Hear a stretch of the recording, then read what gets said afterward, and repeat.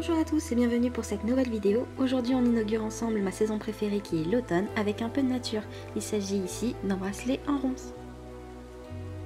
Pour ce faire vous aurez besoin d'un pinceau, de dotting tool, d'objets tranchants, de pastel sec, de fil d'aluminium, de pâte polymère noire et bordeaux et d'une canette de soda vie. Pour commencer il faut venir créer plusieurs nuances de bordeaux et de noir. Ici j'en ai fait 4. Je garde de la pâte bordeaux et de la pâte noire crue de chaque côté et les deux autres nuances, je vais simplement mélanger de la pâte noire et bordeaux à part égale pour la troisième nuance et un tout petit peu de noir avec ma pâte bordeaux pour la troisième. Pour la troisième nuance, j'ai décidé de faire un mélange marbré, donc les deux couleurs ne sont pas mélangées de façon homogène pour donner plus de nuances et de relief à mes branches. Prenez ensuite votre canette et votre fil d'aluminium.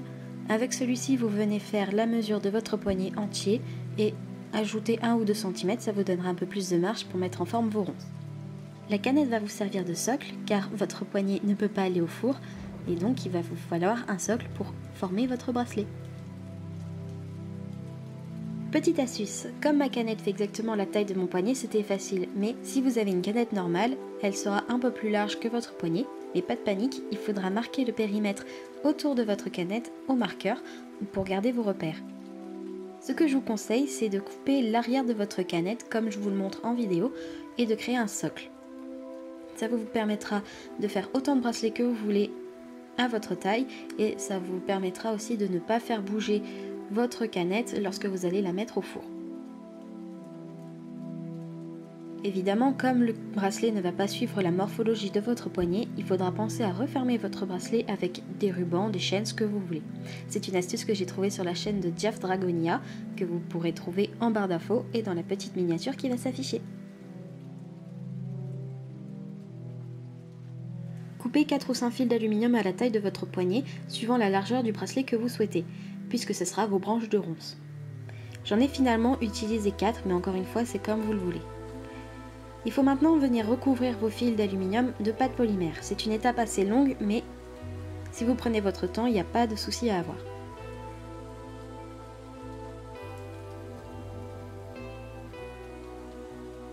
Vous pouvez choisir de faire vos branches en colombin lisse ou faire comme moi avec des aspérités, quelque chose d'assez brouillon et texturé au dotting tool. Si vous voulez faire des branches de ronces très naturelles et très réalistes, il faut que la branche soit toute lisse.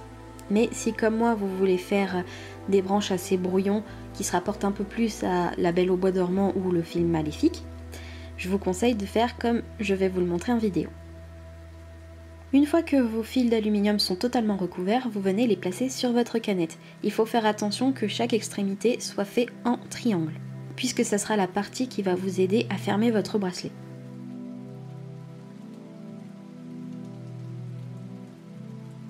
Pour donner cet aspect de bois à vos ronces, prenez un dotting tool et tracez des lignes horizontales sur l'ensemble de vos branches. Vous pouvez aussi faire des petites pousses en soudant des boules de pâte légèrement aplaties que vous allez creuser au milieu. Évidemment, c'est assez dur de l'expliquer en vidéo, donc je vous laisse les images. N'hésitez pas à faire pause ou à revenir en arrière si vous avez besoin d'y retourner.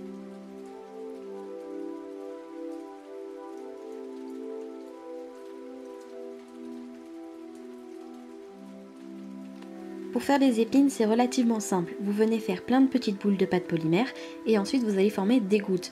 Et évidemment, la partie pointue de la goutte doit être très pointue. Pour la mettre sur vos branches, vous allez placer la partie la plus large sur votre branche et la souder en utilisant vos dotting tools ou même des objets en silicone que vous pouvez trouver chez Sculpey.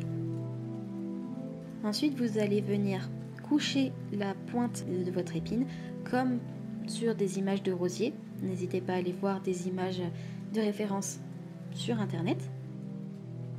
Parce qu'en fait le souci c'est que les branches de ronces ont des épines toutes droites et très pointues. Seulement si vous le faites comme ceci, ça va vite casser. Donc je vous conseille de faire comme les branches de rosier, ce sera d'autant plus joli et d'autant plus solide.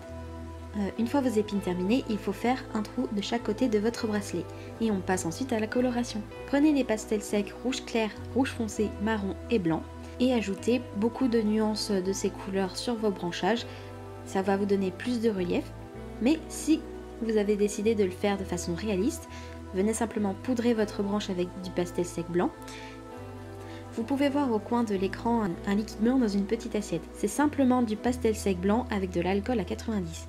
Ici j'en ai mis un peu trop, mais il faut en ajouter juste 1 ou 2 gouttes, ça suffira, dans votre petit tas de pastel gratté. Et ça va vous former une petite pâte un peu semblable à de la peinture. Venez prendre ensuite un pinceau et tapoter très légèrement la totalité de vos branchages pour faire des petits points blancs. Une fois que le pastel sera sec, vous venez estomper si jamais vous en avez mis un peu trop.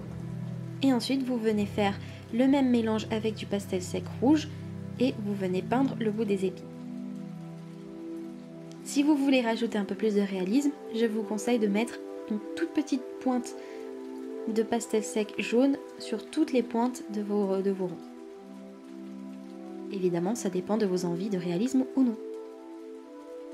Une fois que c'est fait, vous mettez la canette au four 30 minutes à 110 degrés. Et une fois cette étape passée, vous venez vernir votre bracelet. Maintenant, on passe au montage de la chaîne avec des petits anneaux et un fermoir. Vous pouvez aussi remplacer tout cela par ce que vous voulez, comme des rubans, un lacet, voilà ce que vous voulez. Et voilà ce que ça donne. J'espère que ça vous aura plu. N'hésitez pas à m'envoyer une petite photo sur mon Instagram ou mes réseaux sociaux, qui sont tous en barre d'infos. N'hésitez pas à me laisser un petit j'aime, un petit commentaire, ça me ferait vraiment plaisir. On se retrouve la semaine prochaine pour un nouveau tuto. En attendant, portez-vous bien. Ciao tout le monde!